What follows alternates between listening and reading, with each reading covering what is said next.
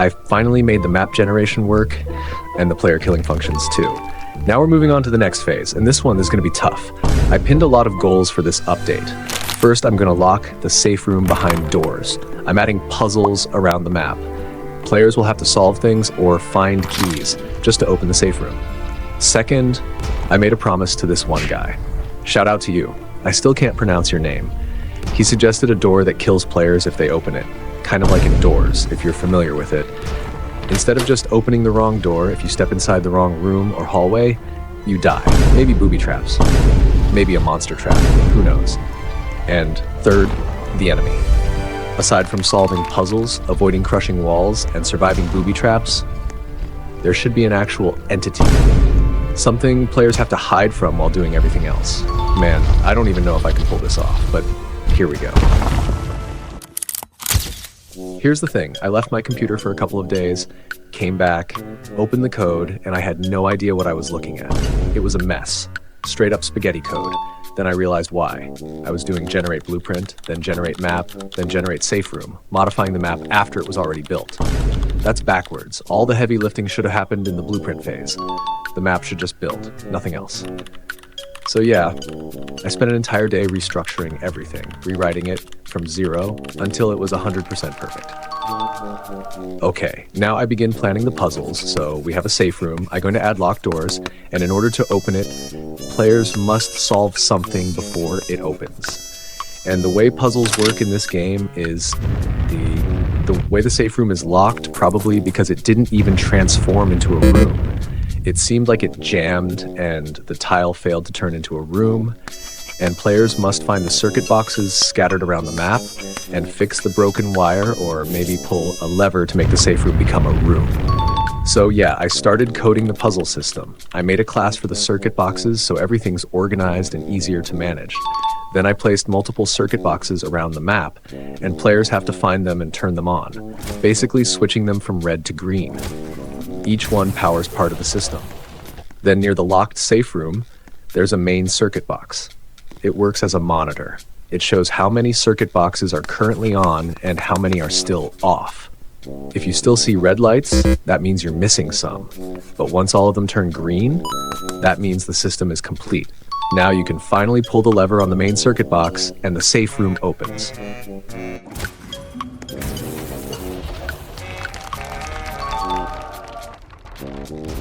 Also check this out. That took me almost 3 days. Now listen, I know it is a little bit different from what I said at the intro, finding keys, but hey, at least we already have a working puzzle-like problem in it. Map traps or room traps.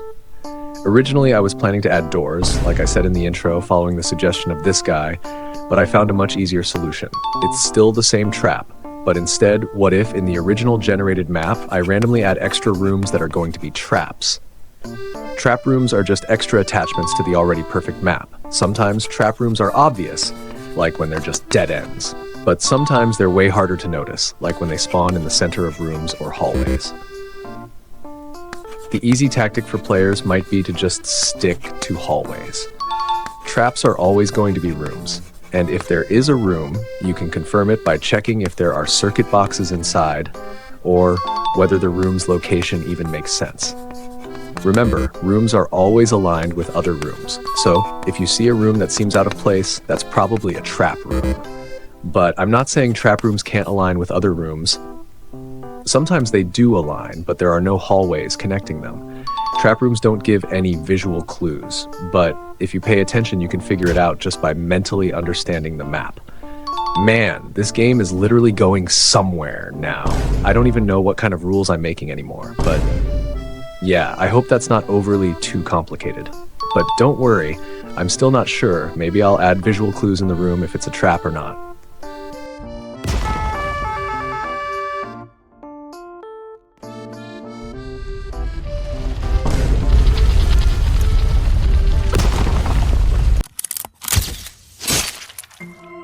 I already had some few experiences in building an NPC. I got into this Roblox thingy somewhere in November 2025. I was constantly watching YouTube tutorials, making NPCs walking like idiots with clunky pathfinding systems.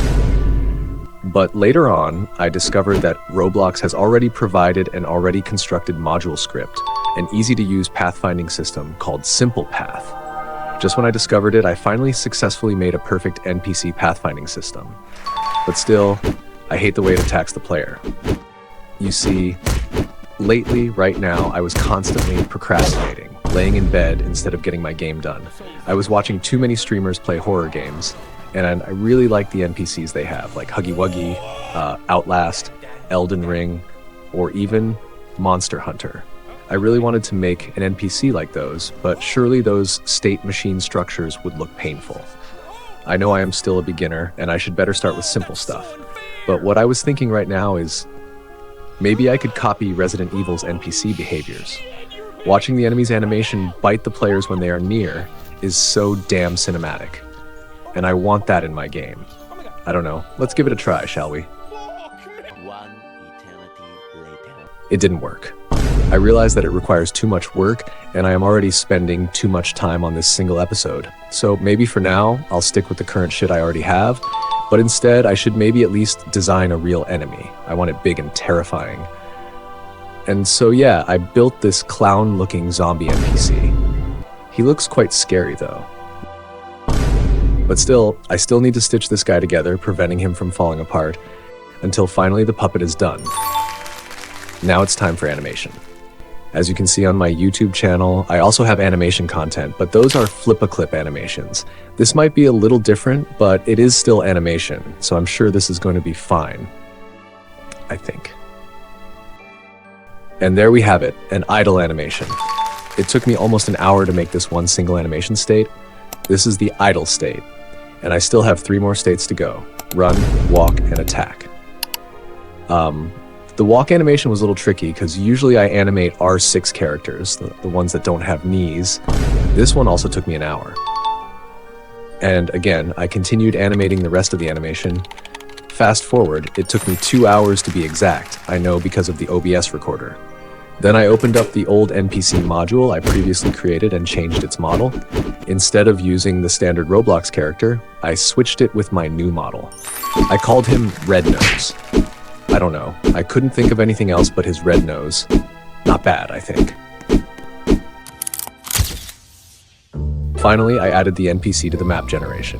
Turns out it was just as easy as copy-pasting codes. And then, here we go. Finally, at last, we finally tied it all together. The map puzzle, map traps, and map enemy NPCs. Completing all of our checklist. Now it's time to test our game. I spawned 5 of them in the map. Let's see if I can successfully open the safe zone with them wandering around. Also, I made it first-person view to make it more difficult. Here we go.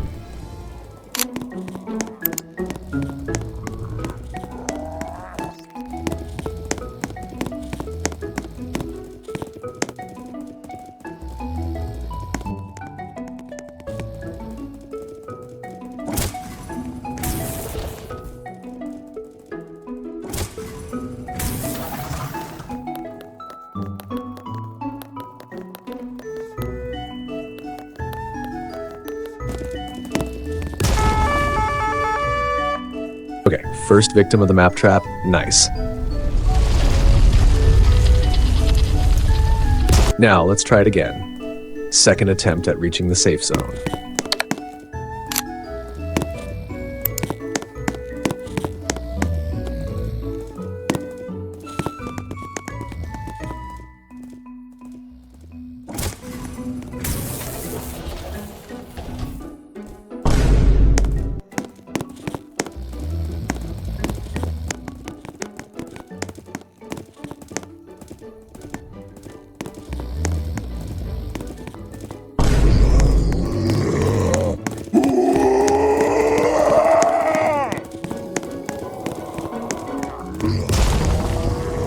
And again, this shitty trap. I mean, it is cool, but yeah, my dumbass got caught again.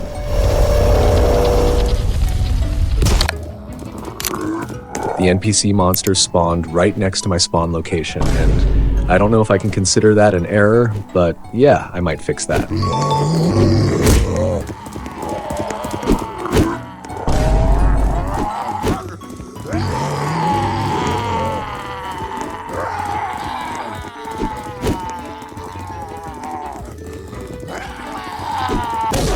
I mean, come on, that's not fair.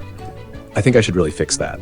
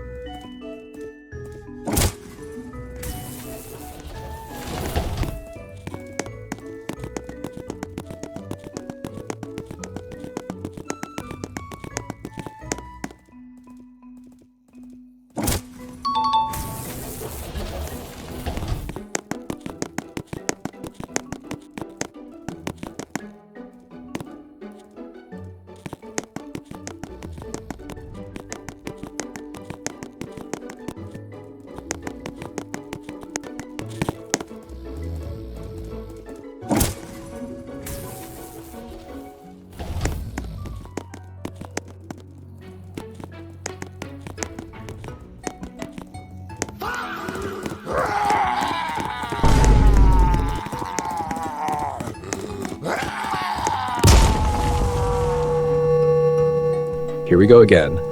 To be honest, I really hate and love this room trap at the same time. Okay, this time for real, I'm gonna win this.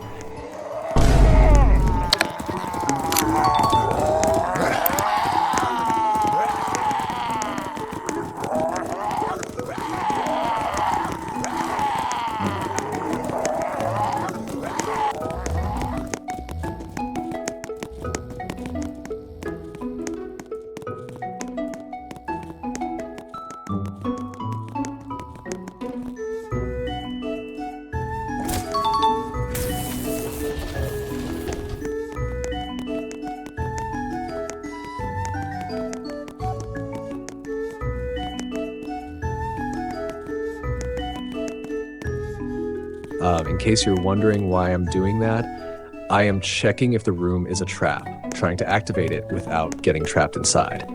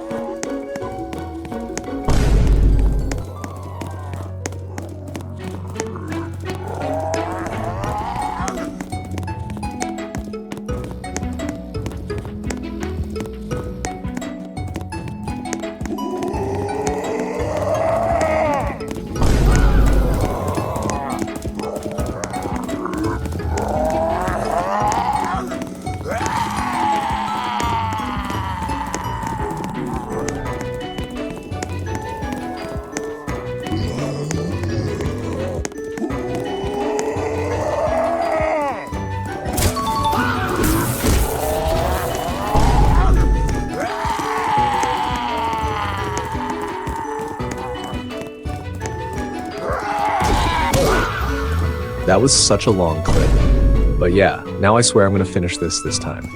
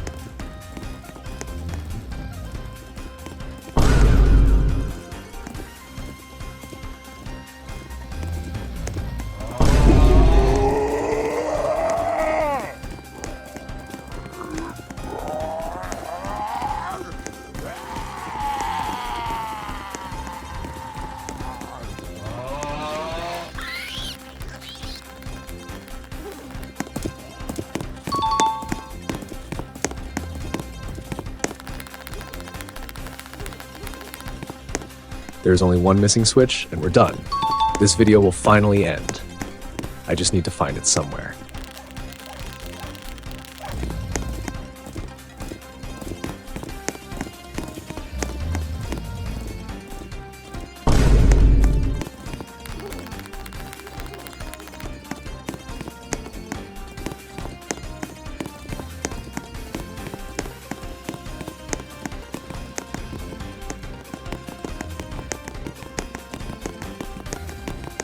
Bingo.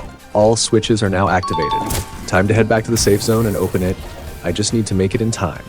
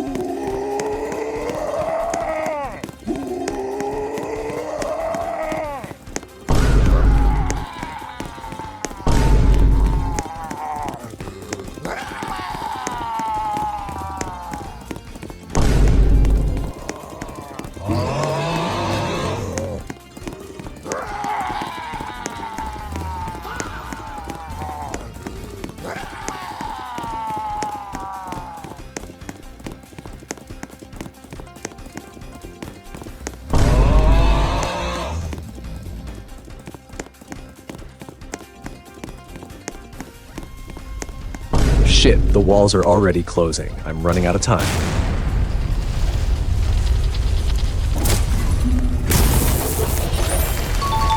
But look at that. Perfectly just in time. That's some Tom Cruise level shit right there.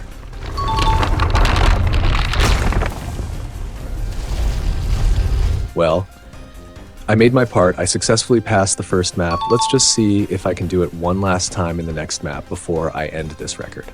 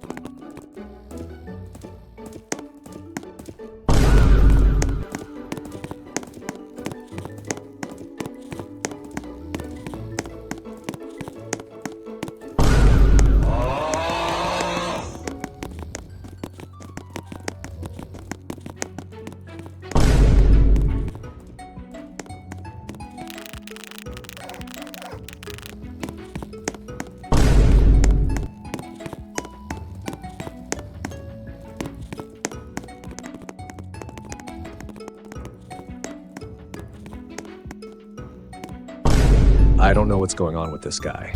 I gotta fix him too later. Also, one more to go.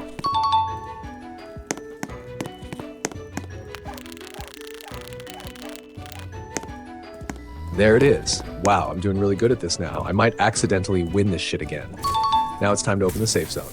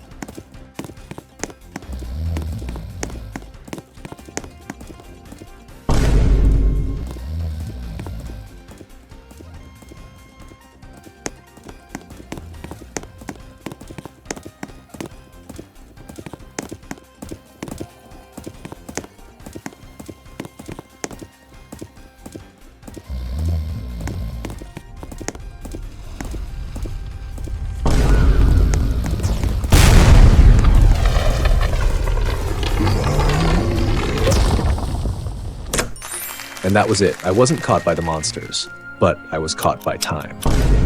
The walls are already closing, but at least I found all the switches. In my opinion, I think it's a little bit too hard. Of course, I started the map with 5 monsters already, but next time I can gradually increase the difficulty, slowly removing light bulbs, slowly removing wall hints, leaving the players to calculate and compare 2 odd walls to find their intersection.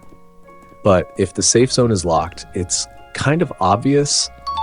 I think there's no need for wall hints on that. And the room traps, I'm thinking maybe adding visual clues later because it's really hard to notice them, especially when you're already being chased by those giant monsters.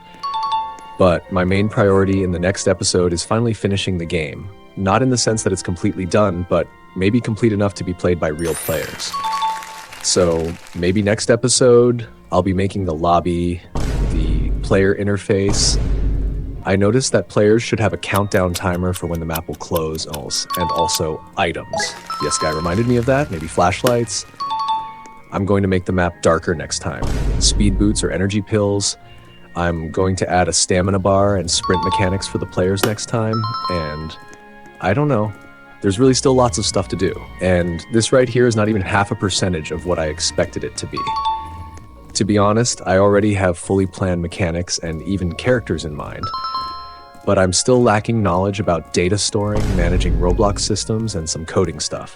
I'll improve this crappy system soon, and maybe later reveal what my game is truly all about.